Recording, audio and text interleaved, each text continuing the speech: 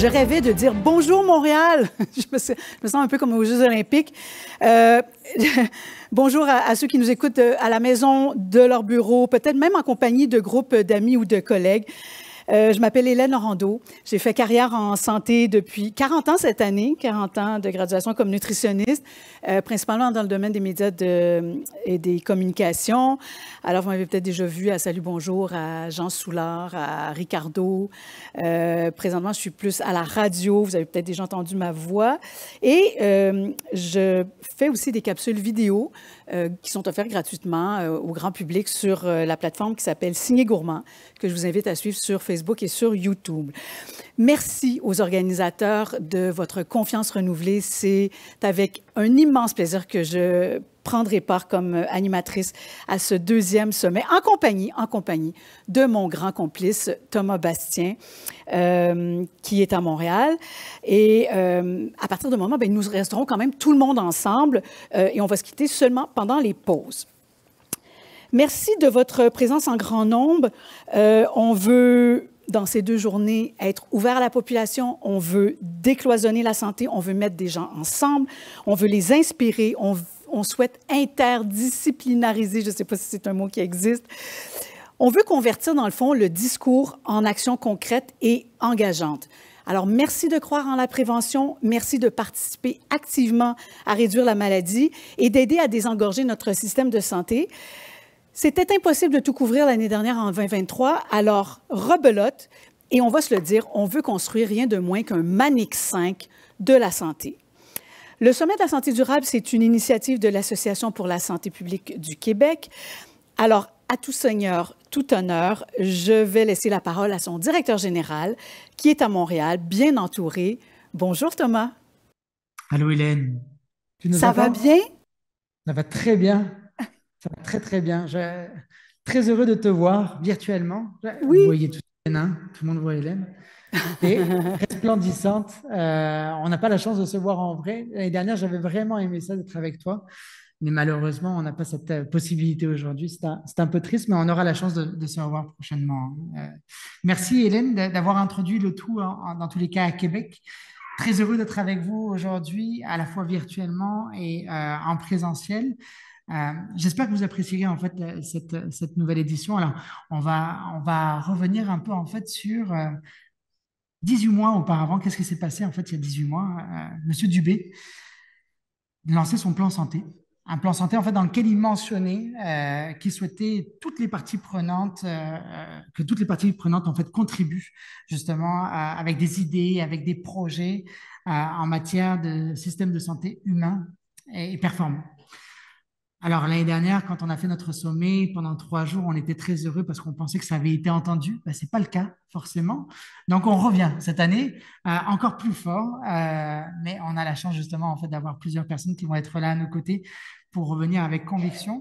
L'association a mis, en fait, sur pied cette deuxième édition pour aller encore plus loin, en fait, en matière de réduction de la maladie. Alors, comme je vous disais, en fait, dans cette première introduction à Montréal, on est proche de 900, à la fois en présentiel et en virtuel.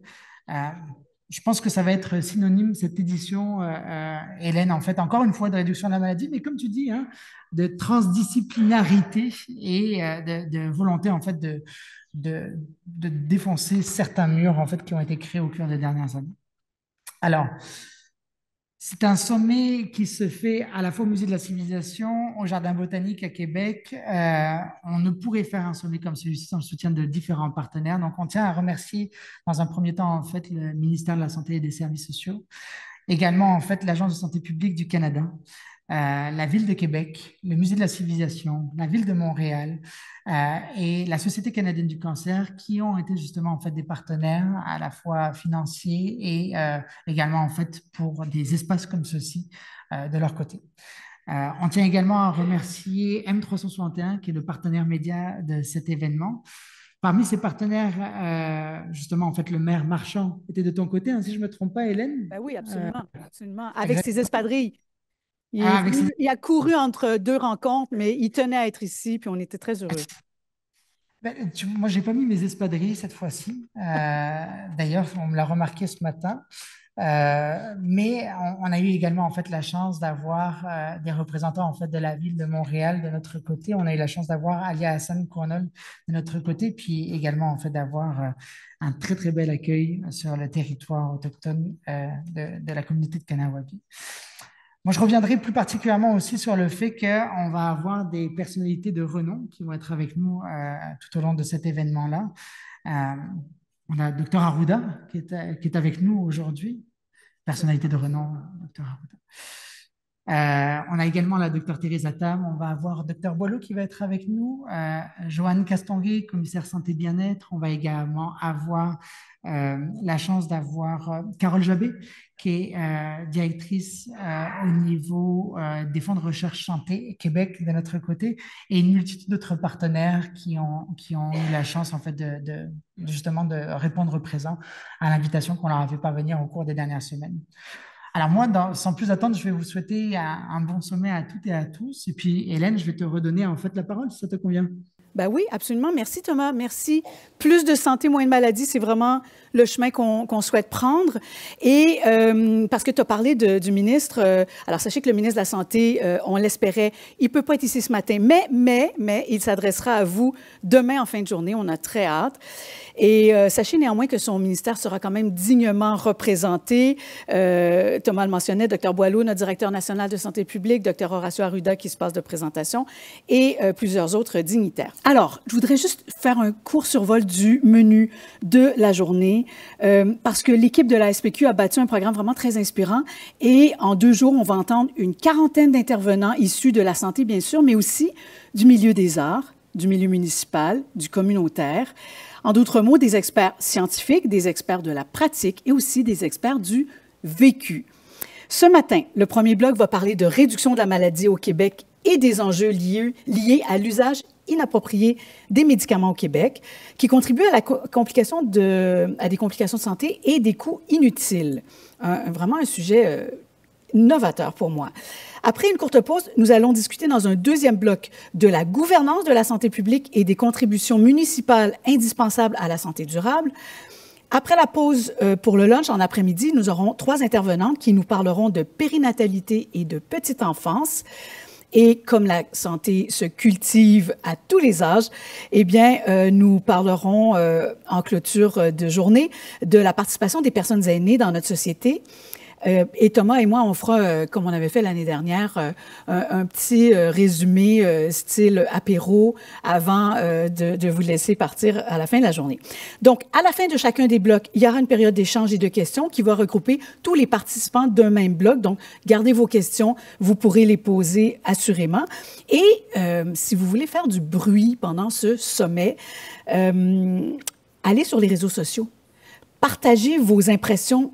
Étienne Grandmont le disait, Bruno Marchand aussi, faites-vous entendre.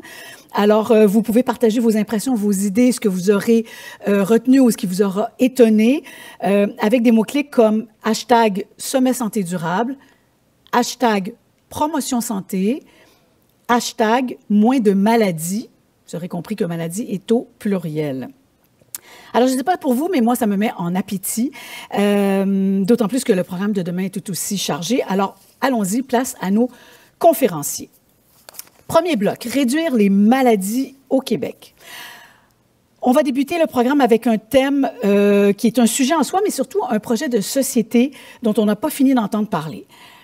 Pour réduire les maladies, vous aurez compris qu'on ne parle pas ici de soigner plus, mais de prévenir davantage les maladies, les traumatismes, les complications évitables en amont. Ça a toujours été important de faire de la prévention, mais quand on regarde les nouvelles, on se rend compte qu'on est vraiment rendu à un point tournant et qu'il va falloir intensifier les efforts pour réduire la pression sur notre réseau de soins universels si on veut arriver à le maintenir en vie. La première conférence va donc mettre la table à cet égard. Je vous la présente dans quelques instants. Et tout de suite après, notre deuxième invité, Camille, que j'invite à se rapprocher. Ah non, Camille est à Montréal. De se rapprocher du micro de Montréal. Notre deuxième invité va nous parler pour sa part du côté obscur des médicaments. Ils sont utiles, oui, ils peuvent nous guérir, oui, mais ils peuvent aussi parfois nuire à notre santé. Donc, on va en apprendre plus sur l'ampleur de cet enjeu qui joue aussi un rôle sur des besoins en soins et en coûts sociaux évitables. Alors, c'est Anne-Marie Morel, qui a accepté courageusement de briser la glace comme première conférencière. Elle connaît le programme par cœur, Anne-Marie, puisqu'elle fait partie de l'organisation de ce sommet avec plusieurs petites abeilles dévouées de la SPQ. Anne-Marie Morel, c'est une collègue nutritionniste qui a brillé pendant près de 10 ans à la Coalition Poids, qui a été renommée depuis quelque temps le collectif Vital.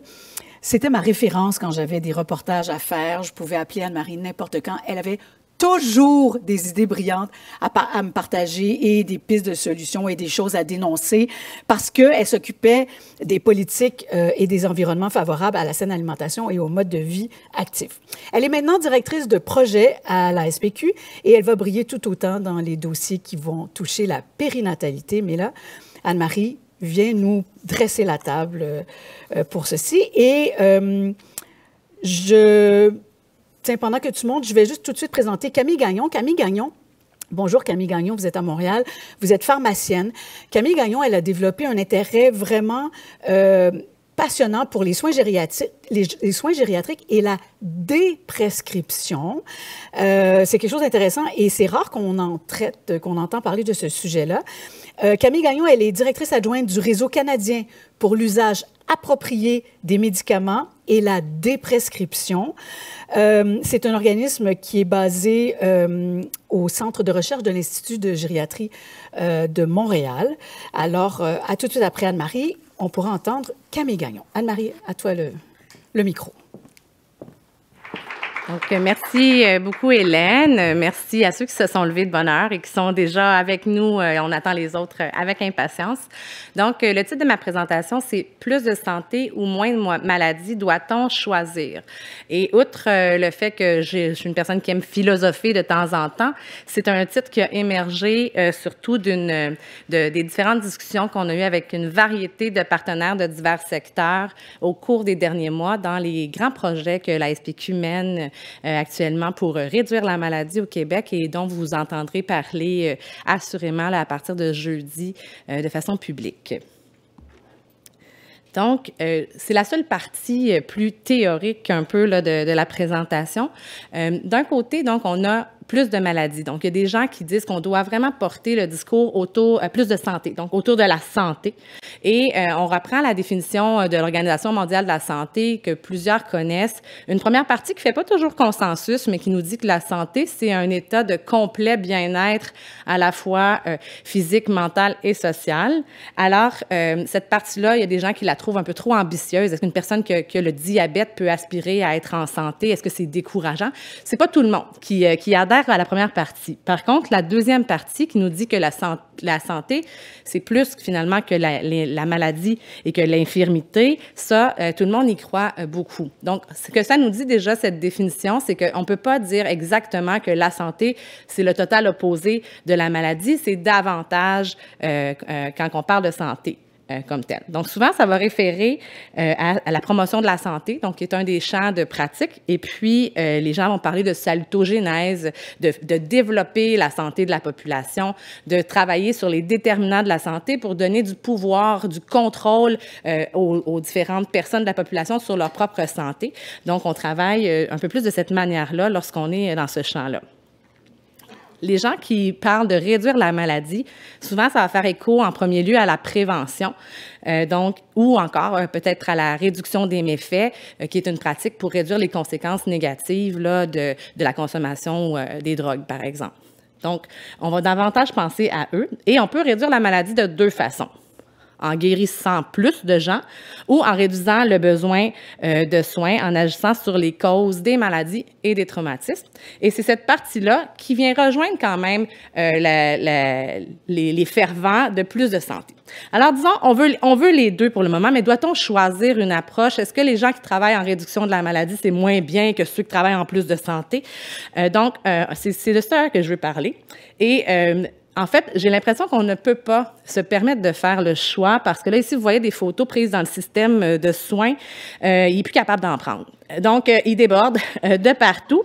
Et puis, on doit donc pouvoir lui venir en aide, que ce soit avec plus de santé ou moins de maladies. On doit venir à sa rescousse et aussi à la rescousse des gens qui sont à l'intérieur et qui, de plus en plus, sont fatigués. On le voit dans les congés de maladie, on le voit dans la difficulté de garder des gens longtemps sur le terrain.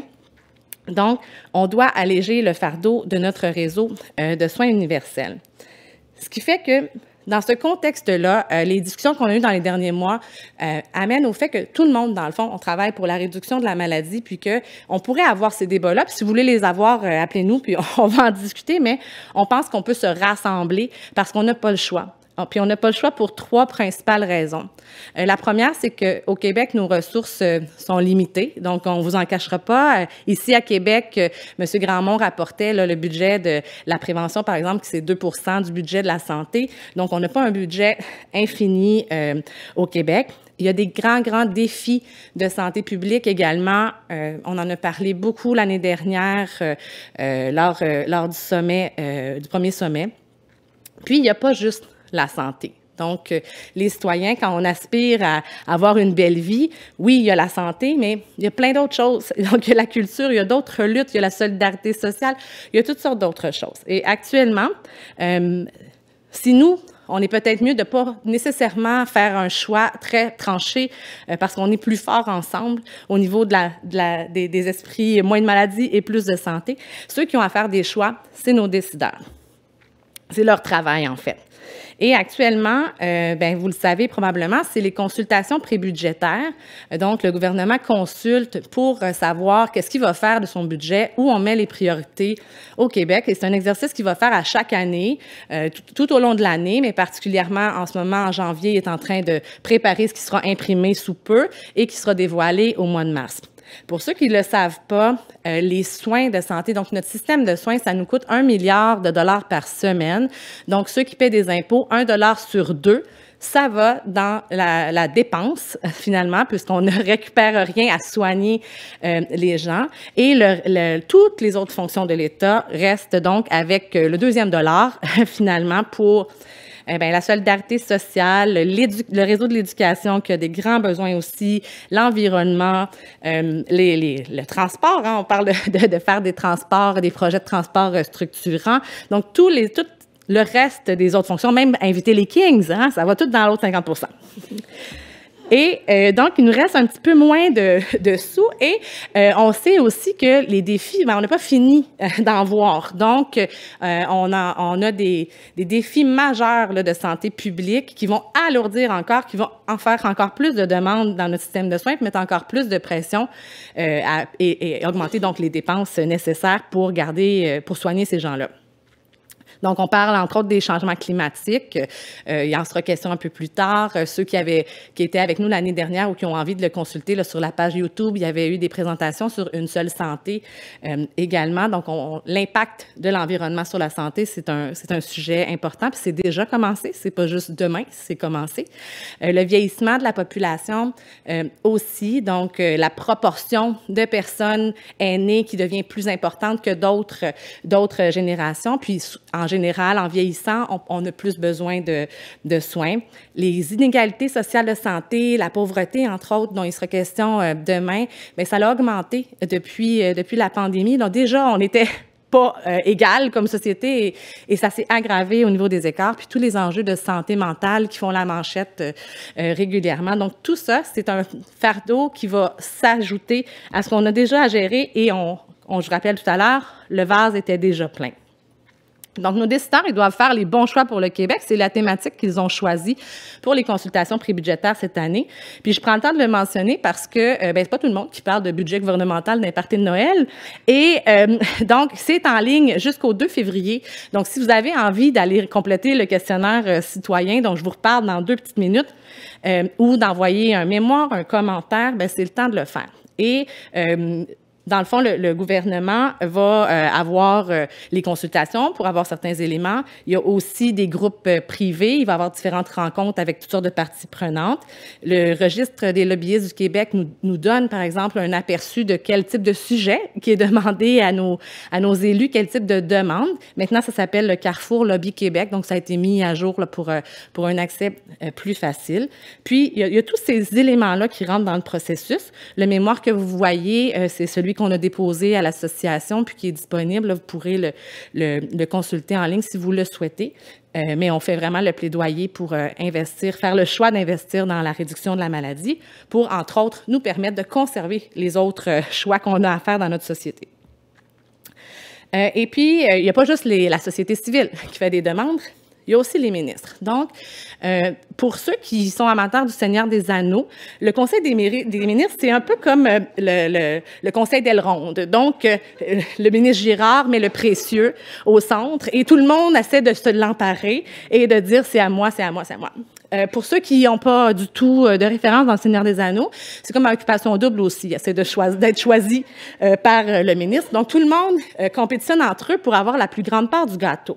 Heureusement pour nous, le ministre Girard, il n'y a pas un anneau unique à partager. Il a le pouvoir de convertir cet anneau unique en silos multiples.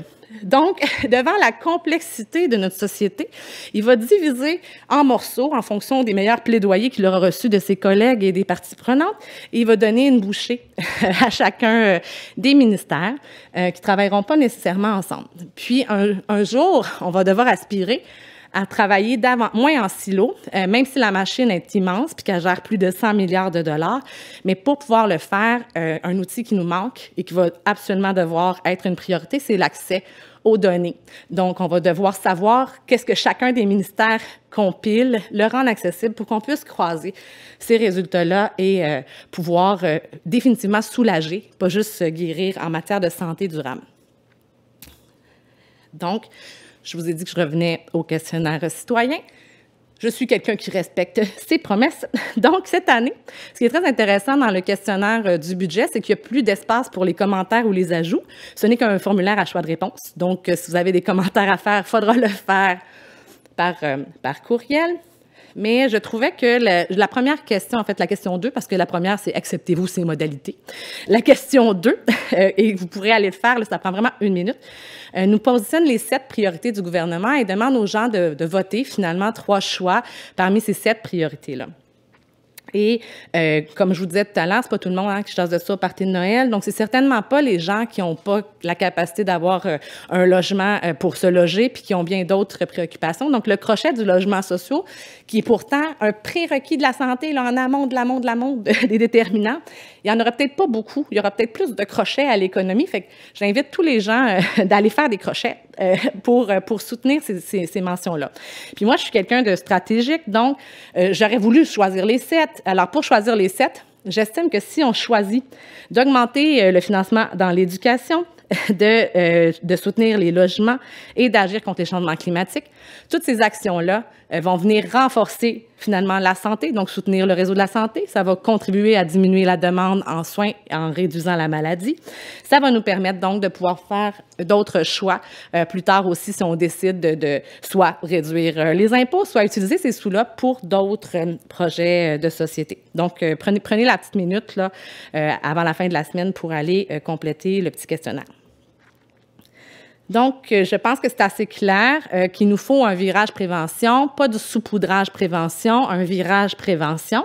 Et il nous le faut pour plein de raisons, notamment parce qu'il y a plein d'autres choses qui sont importantes dans notre vie d'humain. On a juste une vie, on veut pouvoir avoir une vie satisfaisante. Donc, la culture, le maintien à domicile, l'éducation, les changements climatiques, la capacité des familles à payer. Les générations qui vont nous suivre, est-ce qu'ils vont en avoir un système de soins universel? Est-ce qu'ils vont avoir la même chance que nous de pouvoir être soignés? Donc, pour toutes ces raisons-là, on doit faire davantage d'efforts, là, surtout nos décideurs dans l'orientation de leurs choix. Et puis ça, c'est ma raison à moi. C'est la raison qui m'a amenée de nutritionniste, que je ne suis plus à la santé publique parce que j'ai travaillé notamment en réadaptation, donc dans des centres de réadaptation où des adultes faisaient des accidents vasculaires cérébraux, des traumatismes crâniens, des blessures à la moelle épinière, donc des vies qui roulaient naturellement et qui ont été souvent gâchées, qui ont impacté des familles, qui ont fait des séparations, qui ont amené des gens en dépression. J'ai eu dans la tête des femmes, une femme qui avait perdu la capacité de langage suite à un AVC, puis qui a dit « je parle moins bien que mon bébé de 2 ans » en pleurant. Donc, toutes ces souffrances-là, dans beaucoup de dossiers médicaux, quand on lit l'histoire sociale, quand on lit la cause, il y en a beaucoup qui auraient pu ne pas être là. Et on n'en fait pas assez pour éviter ces souffrances-là. Donc oui, on peut avoir l'axe sur les coûts. Toutes les raisons sont bonnes d'aller vers la prévention. Mais moi, c'est celle-ci.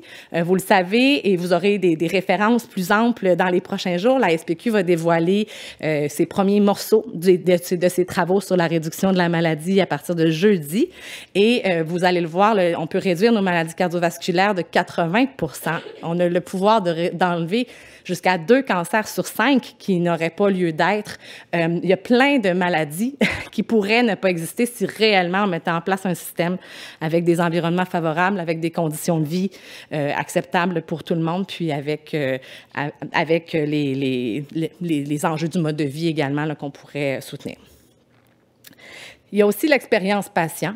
Ça, c'est pour ça que la réduction de la maladie, je vous dis, on ne choisit pas nécessairement parce que pour le public, quand on parle de réduire la maladie, pour eux, ça veut dire, donc, il y aurait des chaises vides à côté de moi à la salle d'attente, donc j'aurais accès à peut-être plus de plages horaires de mon médecin, donc si j'ai vraiment besoin de soins, je vais avoir plus facilement accès, puis c'est aussi ça une retombée de la réduction de la maladie.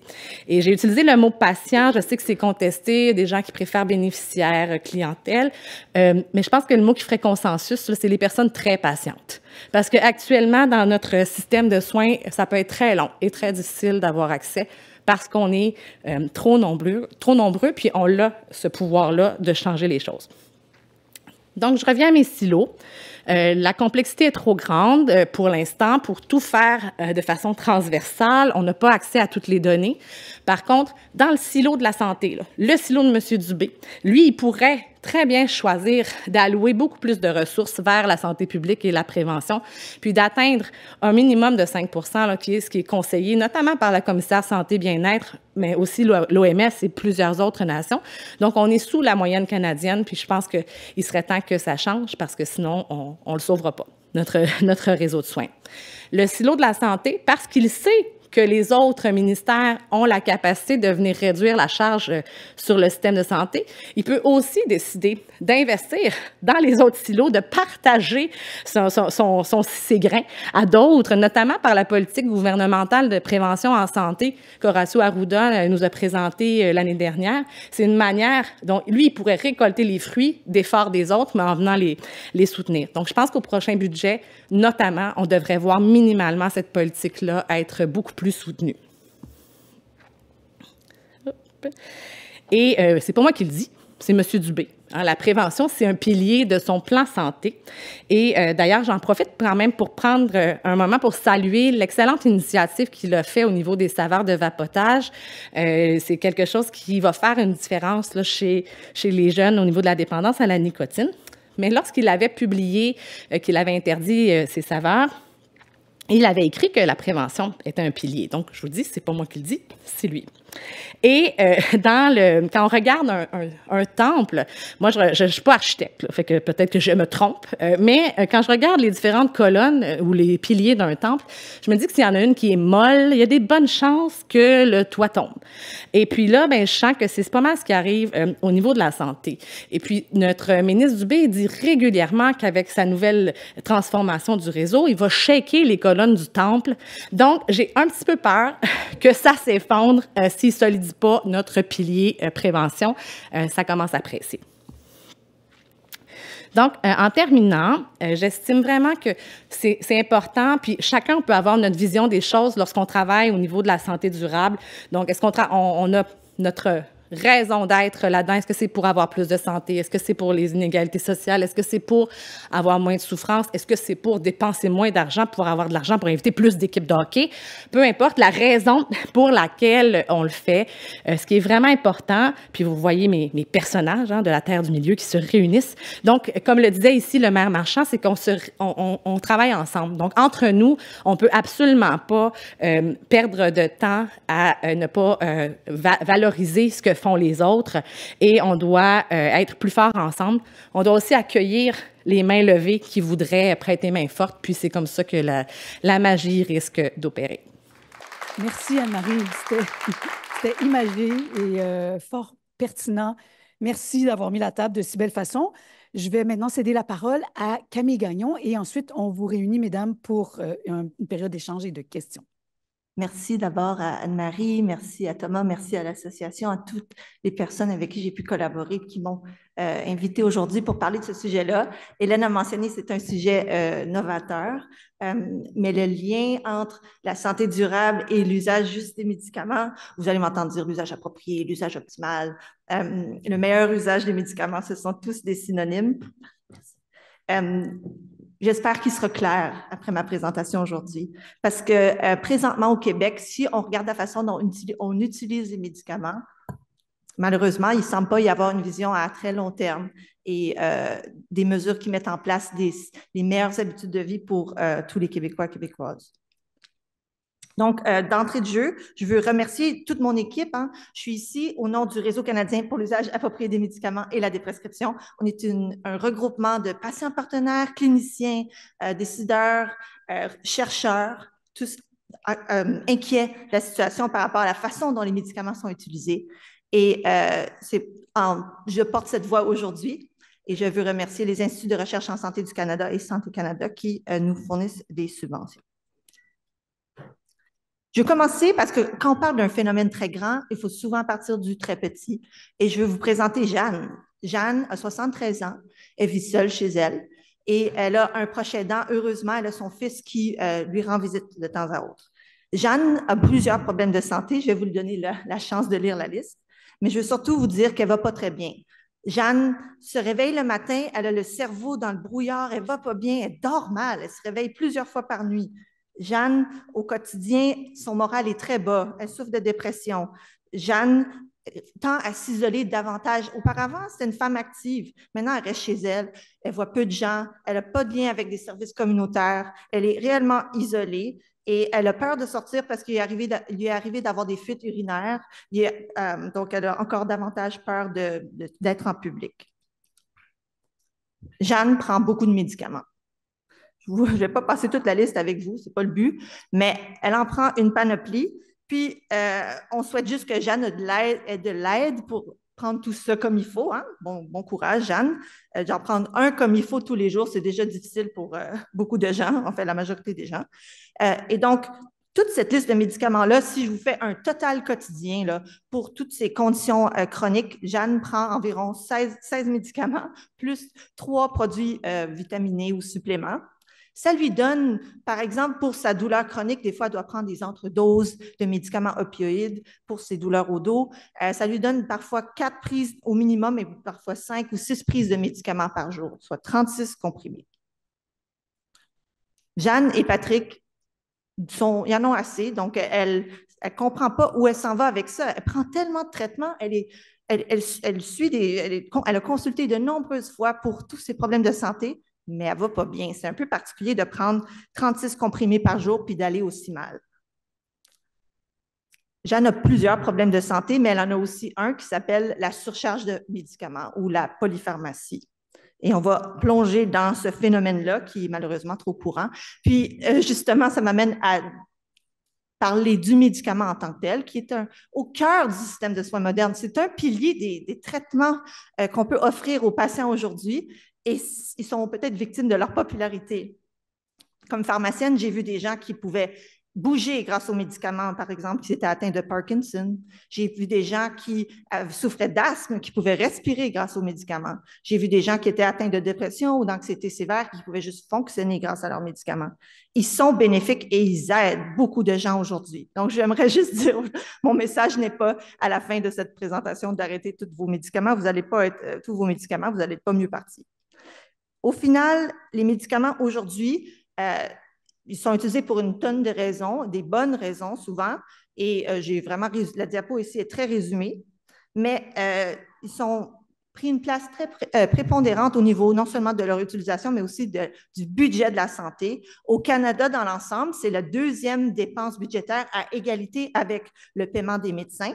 En premier, on a les hôpitaux, et en deuxième place, on a à 13,6 % des dépenses en santé, on a les médicaments et les médecins à égalité. Donc, ils sont partout et ils sont aussi en grande partie, disons, ce pourquoi on vit le plus longtemps que jamais aujourd'hui, du moins au Canada. Donc, ils ont beaucoup de bénéfices et ils sont très populaires. Donc, Jeanne, je vous ai donné un cas, j'ai présenté une histoire, vous allez me dire, bon, c'est peut-être un peu extrême. Est-ce que c'est l'exception? Est-ce que Jeanne est l'exception? Je vais vous présenter des statistiques. Donc, on a ici des statistiques qui sont applicables aux aînés. Ma présentation est axée sur les aînés parce que c'est le groupe d'âge qui consomme le plus de médicaments, d'abord, et aussi parce que les données qu'on a pour l'utilisation des médicaments sont les meilleures dans ce groupe d'âge. Donc, au Québec, quelle proportion d'aînés qui vivent à domicile, j'exclus ici les personnes qui vivent en CHSLD, ont à leur dossier 5 médicaments d'ordonnance ou plus? Eh bien, ce sont 3 sur 4 personnes. OK? Donc, chez les 65 ans et plus. Je vais maintenant passer à 10 ou plus. Là, j'avais dit, Jeanne apprend 16, voire un peu plus de médicaments par jour. Vous allez me dire, c'est beaucoup, mais c'est une personne sur 3 qui a au moins 10 médicaments d'ordonnance à son dossier. Donc, vous pourrez me dire, non, Camille, ce n'est pas l'exemple que j'ai démontré, que j'ai présenté est loin d'être un exemple marginal ou rare. Et j'ai dit que Jeanne souffre de surcharge de médicaments ou de polypharmacie. La science a cherché à savoir, c'est à partir de quand trop de médicaments? On n'a pas vraiment de raison pour ça. On n'a pas de réponse à cette question-là. Ce qu'on peut dire, c'est qu'on a une réponse qualitative. La surcharge de médicaments, c'est quand vos médicaments vous causent plus de tort que de bienfaits. Mais vous savez quoi? C'est la situation exacte de Jeanne aujourd'hui. Jeanne, elle se réveille le matin, elle est dans un brouillard. Son cerveau, il ne fonctionne pas aussi bien qu'il pouvait, il n'est pas aussi aiguisé parce elle est affectée au niveau de ses médicaments qui affectent son système nerveux. Par exemple, ses médicaments pour l'insomnie, les somnifères, ou ses médicaments pour la douleur. Elle a eu, je n'ai pas mentionné dans l'histoire initiale, elle a eu 2 épisodes de chute dans les derniers 6 mois, heureusement sans conséquences graves. Mais les chutes et fractures sont une conséquence très souvent où les médicaments peuvent être impliqués et aggraver la situation. Tout ça, ce sont des conséquences éminemment importantes qui peuvent mener des gens à des hospitalisations et bien sûr, subséquemment, des pertes d'autonomie, de l'institutionnalisation. Donc, les conséquences fiscales et humaines de la surcharge de médicaments, elles sont multiples et elles sont significatives. Au niveau des hospitalisations chez les aînés, ça dépend des études que vous regardez, mais entre 6 à 12 % des hospitalisations chez l'aîné seraient le fruit d'une conséquence d'un médicament. Là, on se crée du travail. Ces gens-là sont allés à la pharmacie, ils ont payé, ils ont acheté leurs médicaments, mais vous savez quoi? La personne, elle a ensuite été hospitalisée à cause de quelque chose qui ne tourne pas rond.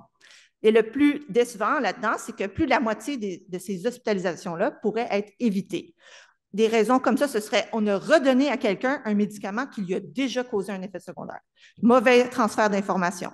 On lui a donné une dose trop élevée. On avait vu qu'il y avait une interaction qui était inappropriée, qui aurait dû être détectée. Beaucoup de failles. Le fardeau humain, le fardeau pour le système est énorme, mais le fardeau environnemental, on en parle de plus en plus également. Les médicaments, la plupart d'entre eux aujourd'hui, bon, ils ne sont pas produits au Canada, ils sont produits en Asie.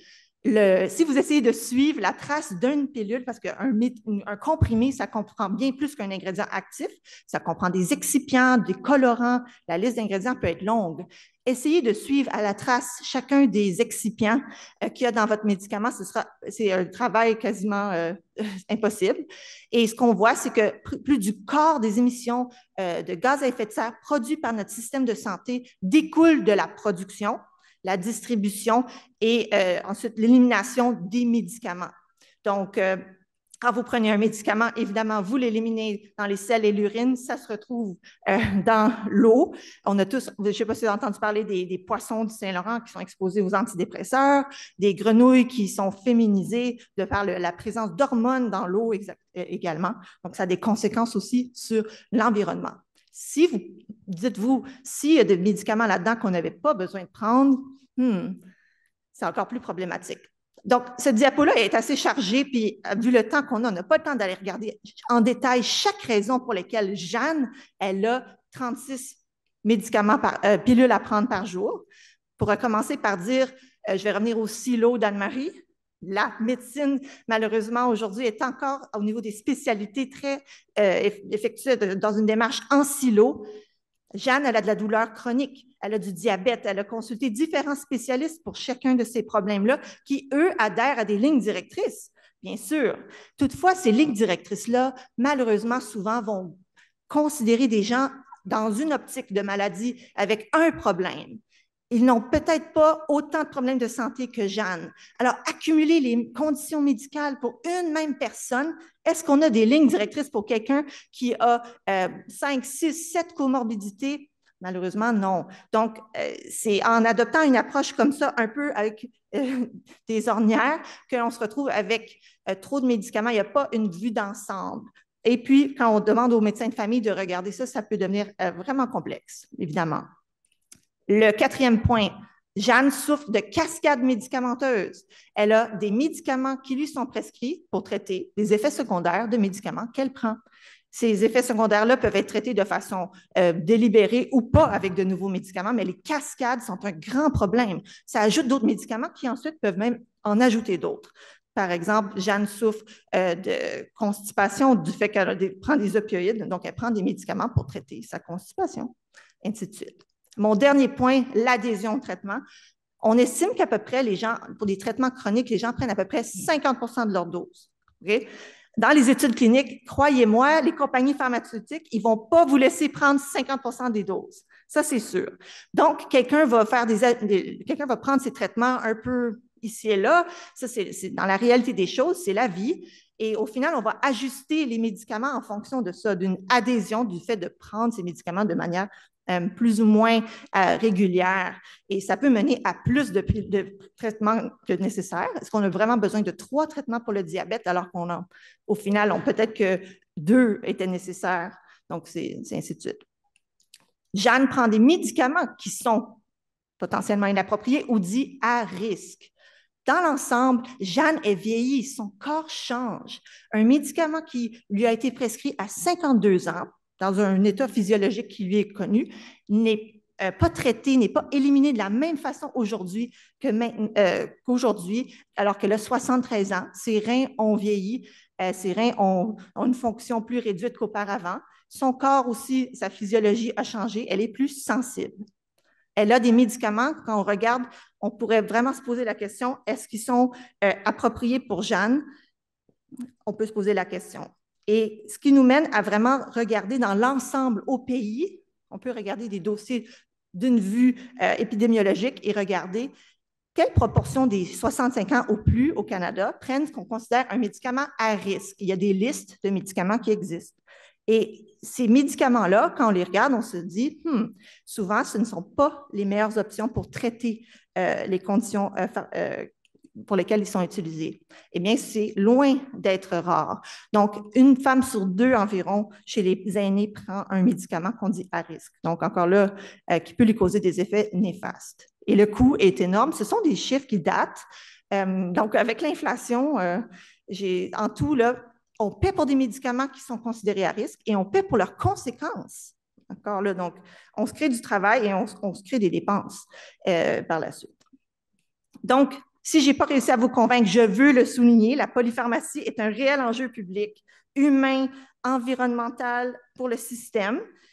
Puis, il y a plusieurs façons de faire pour démontrer que ça ne cadre vraiment pas dans une optique de santé durable. Puis si je ne vous ai pas convaincu encore, bien, il y a plusieurs autres pays qui, eux, en sont convaincus.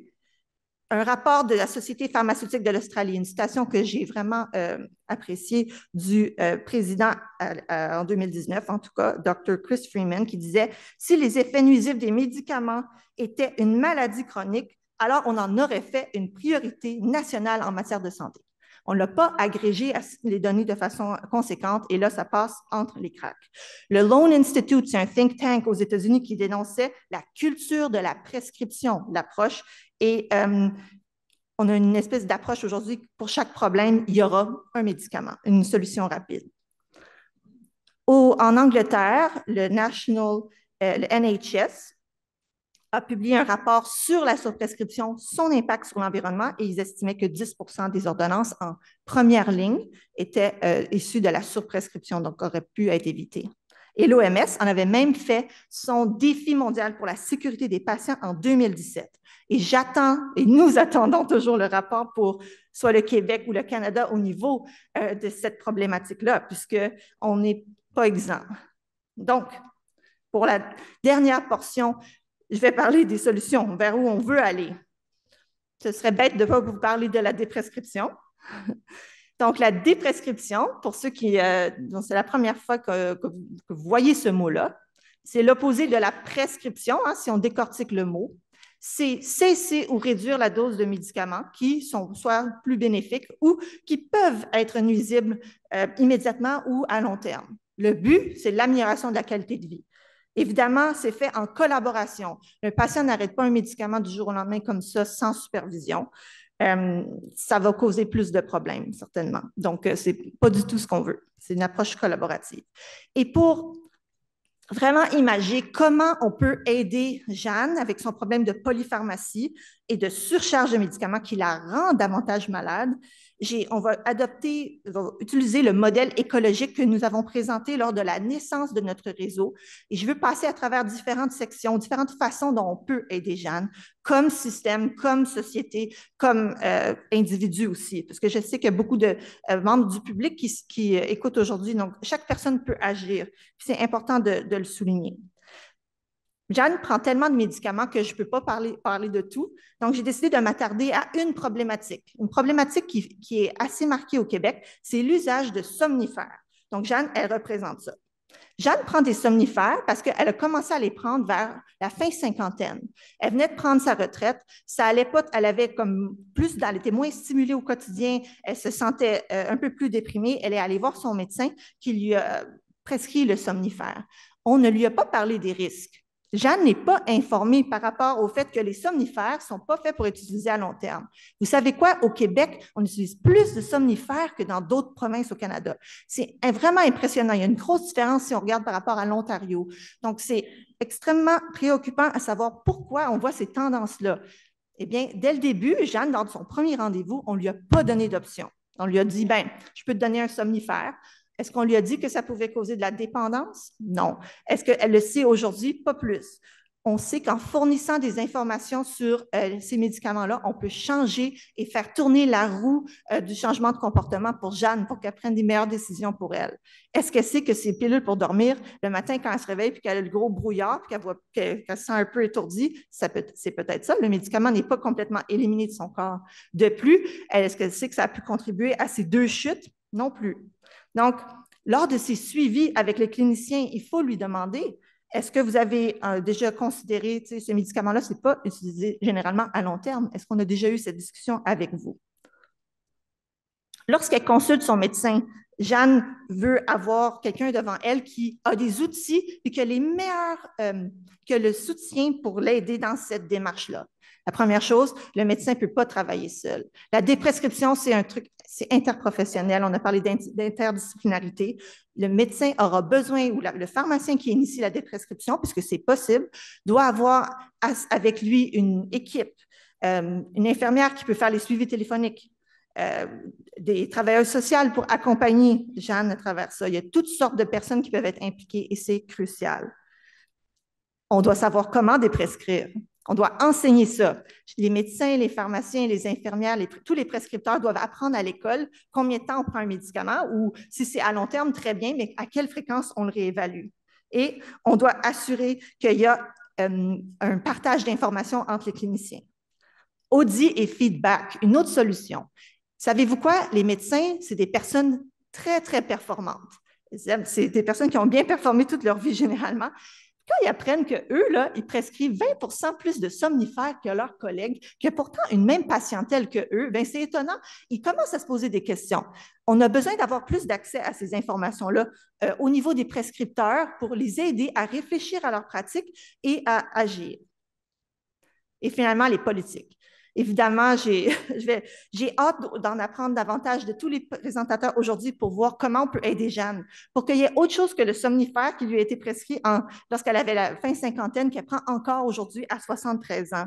Saviez-vous qu'au Danemark, si vous prenez des pilules pour dormir, qui ont une certaine durée d'action, vous ne pouvez pas conduire. On vous enlève votre permis de conduire. Ils ont décidé d'agir parce que pour eux, les accidents de la route, c'est une priorité et on doit, disons, agir. Et donc, les gens ont un choix.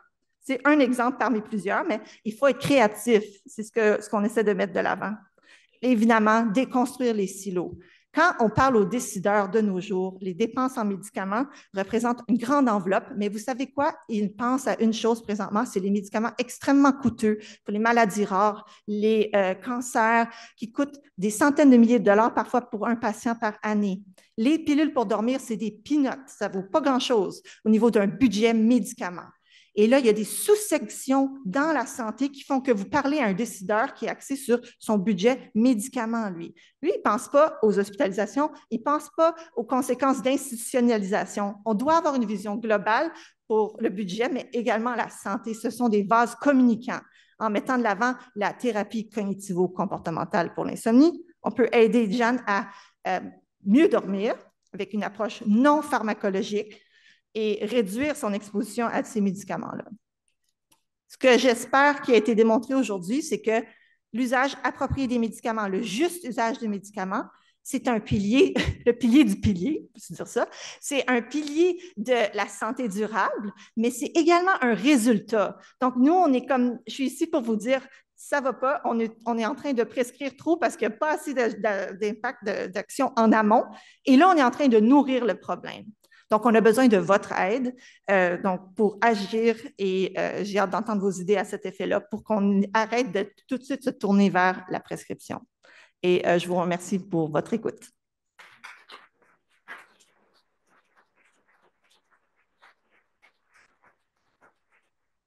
Bravo, Camille. Merci. Restez là, Camille. Anne-Marie va venir me rejoindre ici, puis on va faire la période de questions ensemble. J'invite les gens dans la salle. Il y a des micros, même chose à Montréal. On veut vous entendre. Si vous pouvez juste vous nommer et dire pour quel organisme ou à quel titre vous êtes présent. Viens, Anne-Marie. Merci. Moi, j'ai mon micro, je pense. Hein? Je suis correcte. Tiens, prends celui-là. Anne-Marie, tu sais, l'année dernière, on avait eu Dominique Claveau qui avait parlé du Conseil québécois sur le tabac et la santé. Je pense qu'il y avait Caroline Saint-Louis de la Société canadienne du cancer. Puis elles avaient dit, tu sais, il a parlé de tabagisme, de vapotage, puis elle avait dit, il faut qu'on fasse une révolution en ce sens-là. Là, on a vu quand même qu'il y a du progrès. Mais est-ce que ça prendrait ça pour qu'il se fasse vraiment un virage en prévention? Quand je faisais ma maîtrise en épidémio à McGill, fin des années 80, on parlait déjà de prévention par rapport au curatif. C'est-tu décourageant qu'on soit encore, tu sais, qu'on ne soit pas plus avancé, tu sais, 30 ans plus tard? Qu'est-ce que ça prendrait? Quelle question simple et douce ce matin. Mais oui, en fait, moi, vous le savez, là, ceux qui me connaissent, il faut une révolution, mais on est en train de la mener. Donc, elle est commencée. Puis moi, je ne suis pas découragée parce que je suis découragée quand les gens me disent « Ah, c'est une idée nouvelle, on devrait faire un virage prévention. » Je suis un peu découragée. Mais ceux qui étaient là il y a 40 ans puis qui ont entendu les discours et qui comprennent que c'est par ce chemin-là qu'on n'a pas assez emprunté, que si on utilise ce chemin-là, on pourrait avoir accès à beaucoup d'autres choses dans notre société puis un système de soins qui fonctionne mieux pour tout le monde. Donc, pour moi, quand j'ai besoin de soins, toi, quand tu as besoin de soins, bien, je pense que c'est ça. Je pense que je ne suis pas découragée parce que de plus en plus, les gens embarquent dans le mouvement. Puis dans ce qui va se passer dans les prochains mois aussi, l'association, vous êtes nombreux à répondre présent, à embarquer puis à engager vos organisations, vous-même, dans ce grand chantier-là de la réduction de la maladie qu'on veut mener ensemble. Donc, puis quand j'entends aussi des élus, je ne sais pas, j'ai pas eu la chance d'entendre les élus montréalais, ceux qui ont, dans les deux milieux, là, on avait des élus différents qui étaient présents. Ils seront en capsule vidéo là, sur la page YouTube de la SPQ si vous voulez entendre les discours, mais quand j'entends des élus comme ceux qui étaient ici, autant M. Étienne Grandmont, le député de Québec solidaire, que M. Bruno Marchand, être part de cette révolution, ben moi, je trouve que c'est très encourageant. Bien d'accord. Est-ce qu'il y a des questions ici? Thomas, je ne sais pas si tu as des questions dans ta salle. Oui, moi, j'avais une question pour... de notre côté. Tu as une question? OK, vas-y. Oui, on a une question. Bonjour, je suis Renée Ouimet du Mouvement Santé mentale Québec. Je veux vous dire bravo pour ces deux conférences vraiment géniales. C'est pas juste des questions, c'est des interventions. Parler du vieillissement de la population, c'est un peu malaisant de se faire dire toujours qu'on est un problème. Alors, c'est de voir, je pensais à quand je travaillais avec des personnes en situation de handicap où la question était plus posée, qu'est-ce qui crée les situations de handicap et qui nous empêche de faire tout ce qu'on a à faire? Et je me dis, par rapport au vieillissement, il y a toutes ces questions-là à se poser par rapport aux médicaments, par rapport au qu'est-ce qui crée des situations de vulnérabilité, je dirais, des aînés quand tu n'as pas de service, quand tu ne trouves personne pour déblayer ton entrée, quand tu n'arrives pas à sortir, à aller marcher, etc., qui a un impact quand les feux de circulation sont pas assez longs pour qu'on puisse traverser la rue, puis que là, tu te dis c'est dangereux, donc je vais rester chez moi. Fait que l'importance de se poser les questions, puis de parler de comment les aînés sont rentables économiquement aussi et investissent dans nos sociétés, chose dont on ne parle pas beaucoup. L'autre chose, je me dis, on parle peu de l'acceptation de la mort. Qui va avec les médicaments, avec le fait de vieillir. Et j'ai beaucoup aimé, et on en parle peu, de l'impact des médicaments sur l'environnement. Et je me dis, peut-être si on savait plus l'impact que peuvent avoir les médicaments qu'on prend sur notre environnement, peut-être qu'on ferait d'autres choix aussi, mais il y a très, très peu d'informations là-dessus. Je pense aux soins qu'on peut avoir très, très, très longtemps pour vivre le plus longtemps possible. Mais si on se dit que mon traitement à moi va avoir un impact sur je ne sais pas combien de milliers de personnes, peut-être que mes choix ils vont être différents. Fait que je ne sais pas et je trouve aussi que la médecine a de la difficulté à soutenir les personnes qui choisissent la qualité de vie plutôt que de se faire soigner ou de prendre. Comment changer les mentalités pour être accompagné dans une qualité de vie versus des traitements et que ce soit considéré comme correct. Fait que mes questions que je soulève, c'est est-ce qu'on a vraiment de l'information sur l'impact des médicaments qu'on prend sur l'environnement et comment intervenir, comment soutenir le droit à mourir, puis que ça fait partie de la vie. Et comment mettre socialement accès à plein de services pour les aînés pour leur permettre d'agir et de bouger et d'être mieux dans leur vie. Merci, Renée. C'est sûr que Camille va répondre, puis Anne-Marie aussi a un petit commentaire. Camille. Oui, merci beaucoup pour ces commentaires. C'est des excellents points. Je vais commencer par l'impact environnemental des médicaments. Je veux souligner le travail de la Coalition pour un système de santé durable qui existe, le Coalition for Green Healthcare Services au Canada. J'espère que j'ai leur bon nom en français, qui effectue un travail vraiment de qualité pour évaluer l'impact des services de santé, incluant les médicaments, sur l'environnement. La difficulté à l'heure actuelle, je l'ai dit, c'est que nos médicaments viennent un peu comme tout, c'est globalisé. Et donc, d'évaluer l'impact d'une pilule par rapport à une autre, c'est un travail presque impossible parce que souvent, les fournisseurs changent. Vous voulez savoir si telle compagnie est plus verte qu'une autre. Quand vous êtes un patient puis vous allez à la pharmacie, le problème, si vous prenez des génériques, c'est que souvent, on va changer de compagnie selon ce qui est disponible. Puis, je ne sais pas si vous avez déjà entendu parler des ruptures d'approvisionnement, mais c'est ce avec quoi les pharmaciens jonglent tous les jours. C'est un défi. Donc, seulement de pouvoir dire, moi, je ne veux pas prendre cette compagnie-là parce qu'elle a un fardeau environnemental Y ou X et je préférerais choisir une autre compagnie, par exemple, où déjà, c'est très difficile. Donc, ce qu'on met de l'avant, c'est la déprescription parce que pour nous, c'est les fruits qui sont au bas du... Tu sais, si on a une image où on voit un arbre avec l'impact environnemental des mesures, bien, enlever un médicament dont vous n'avez pas besoin, vous n'allez plus à la pharmacie le chercher, vous n'avez plus besoin de toutes ces ressources-là pour le produire et le prendre et l'éliminer. Donc, c'est là où la révision régulière des médicaments est essentielle. Puis, je peux donner un autre exemple de mesure d'usage approprié des médicaments qui est axé sur l'environnement. Il y a beaucoup de cliniciens qui mettent de l'avant le fait qu'il y a certaines pompes pour les maladies respiratoires qui contiennent un gaz très, très polluant parce qu'il est très concentré. Et il y a beaucoup de mesures pour encourager à changer vers d'autres dispositifs. Et il y a des outils pour aider les médecins qui ont des patients qui prennent ces pompes avec ces gaz-là à transitionner vers un autre type de pompe. Un exemple. Donc, de plus en plus, espérons qu'on va avoir accès à ces informations-là. C'est le manque d'informations qui, à l'heure actuelle, disons, mine ces efforts-là, mais il y a beaucoup d'efforts en ce sens pour ce qui est de l'environnement. Puis, vous avez parlé d'acceptation de la fin de vie. Absolument, la déprescription. Au début, là, le mouvement, c'était les soins palliatifs. Parce que la personne changeait, mais c'est de là que c'est souvent né. OK, la personne, elle a ses objectifs ou ses soins changent. On va faire que la thérapie pharmacologique reflète ces choix-là. Mais en fait, là, nous, on met de l'avant, au-delà de ça, de la naissance à la mort, une réévaluation complète et toujours que ce soit en adéquation avec les choix de vie. Mais oui, bien sûr que dans la période de fin de vie, cela doit être complètement mis de l'avant. Arrêter de piquer quelqu'un si la personne elle est en fin de vie. C'est arrêter de la réveiller pour lui administrer des médicaments si elle n'en a pas besoin. Bien sûr, toute la qualité de vie, c'est ce qui est prépondérant.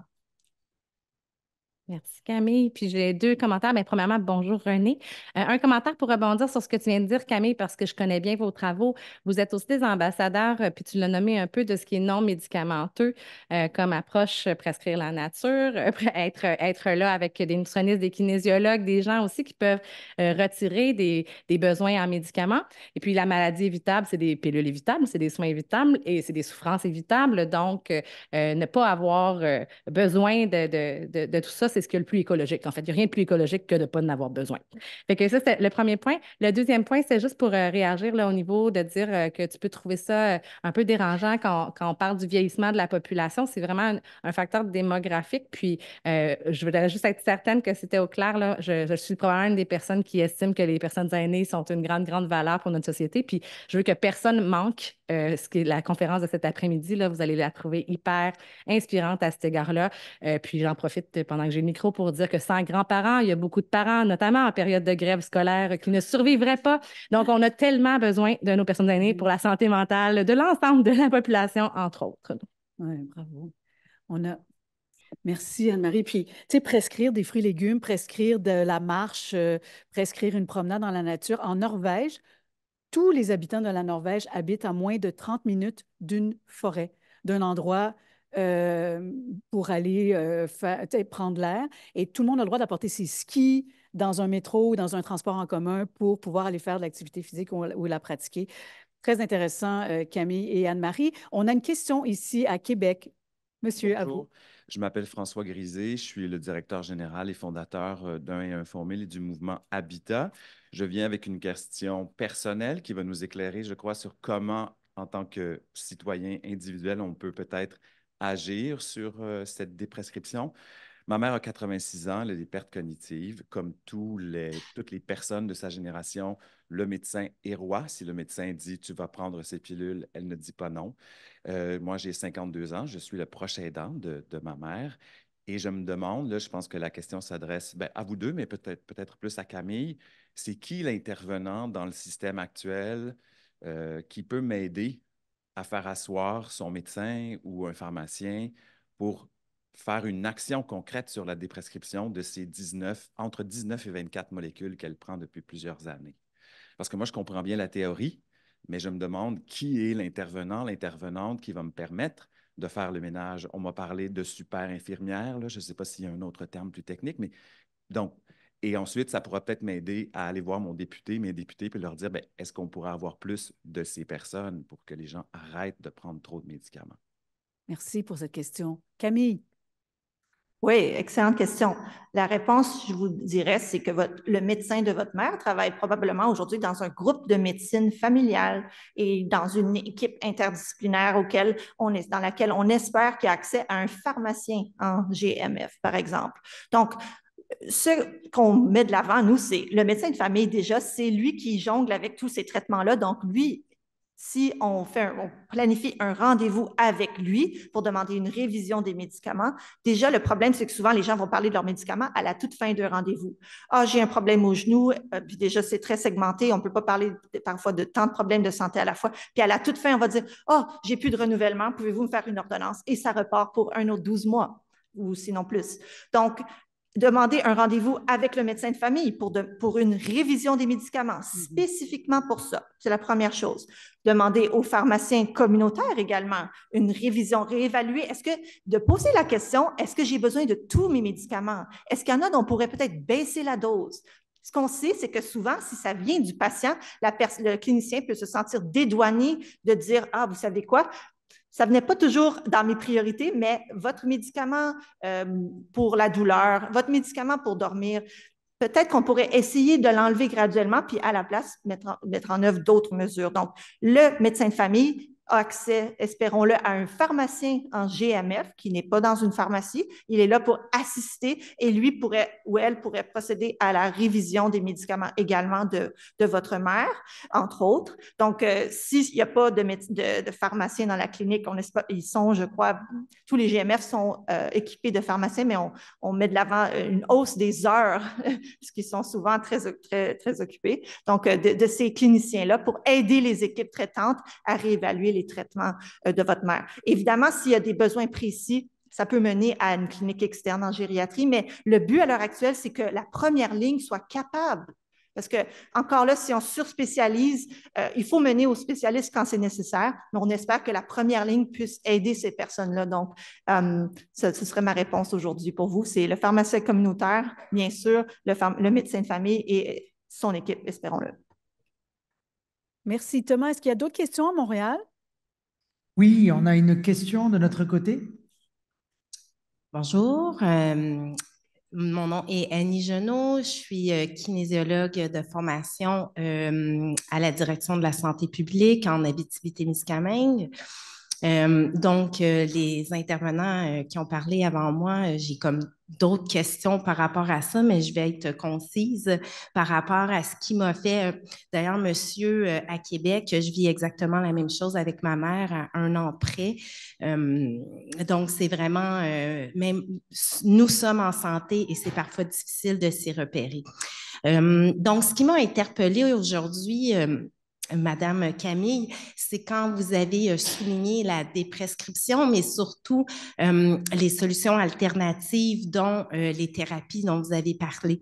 Là, ce qui m'amène à réfléchir, c'est ensuite cette personne-là à qui elle va se tourner dans un système de SAD, donc de service d'aide à domicile qui est complètement surchargée. Cette dame a des fois pas nécessairement les sous, donc une inéquité au niveau des services, au niveau des psychologues. Donc, c'est toute ma question de savoir comment on va démocratiser cette avenue-là, mais dans toutes les ressources alternatives, puisqu'elles sont déjà à pleine capacité. Parfois, on ne peut même pas se payer ces services-là. Et quand on le peut, parfois, la liste d'attente, même au niveau des psychologues, est surchargée. chargé. Donc, j'aimerais savoir, est-ce que la réflexion de la déprescription est dans une séquence d'action tout aussi large et globale là, pour suggérer des alternatives qui sont cohérentes avec cette déprescription-là? C'est une question, puis en même temps, c'est une interrogation considérant que je travaille dans le système de la santé, que mes collègues sont tous du soutien à domicile et de voir toute cette surabondance-là de demandes. Oui, merci pour le point. Bien, si on est ici aujourd'hui, notre réseau, c'est justement un signe que oui, on travaille en ce sens avec les acteurs. Ça fait partie de nos objectifs dès le début, en 2015, quand on a été fondé, c'était de réduire l'utilisation des médicaments à risque et de promouvoir les approches qui fonctionnent, qui sont non pharmacologiques ou qu'elles soient pharmacologiques ou plus sécuritaires. Donc, absolument, on fait de notre mieux pour les mettre de l'avant, évidemment, et on travaille avec des partenaires, la prescription sociale, tout ce qui est kinésiothérapie ou psychothérapie. Donc, absolument. Donc, je répondrais oui à ce que vous avez souligné sont des enjeux dont on doit discuter, l'accessibilité, le coût, la connaissance pour les patients, savoir même que d'autres alternatives existent déjà, c'est un pas dans la bonne direction. Oui, puis j'ajouterais à ce que tu viens de dire, Camille, dans le fond, la déprescription, c'est une des solutions pour réduire la maladie puis alléger le système. Vous en verrez tout au long du sommet. Vous en avez vu dans le sommet l'année dernière. Il y en existe plusieurs, mais c'est une question de choix. Donc, si on veut avoir les ressources alternatives, si on veut avoir du maintien à domicile, si on veut avoir accès à des nutritionnistes, des kinésiologues, bien, il va falloir qu'à un moment donné, on puisse travailler en amont sur la réduction de la maladie, puis qu'il y ait un choix, que le gouvernement vienne investir massivement dans nos environnements favorables, dans le travail à la source, puis que ça libère les ressources qui en ont jusque-là. Donc, merci. Et moi, je vous libère toutes les deux, Anne-Marie Morel et Camille Gagnon. Merci vraiment d'avoir bien parti la journée. Je voudrais vous dire que dès ce soir, les présentations que vous voyez seront sur le site web du sommet, www, bien sûr, sommetsantédurable.ca. Vous y aurez accès pour y réfléchir et partager tout ce contenu formidable.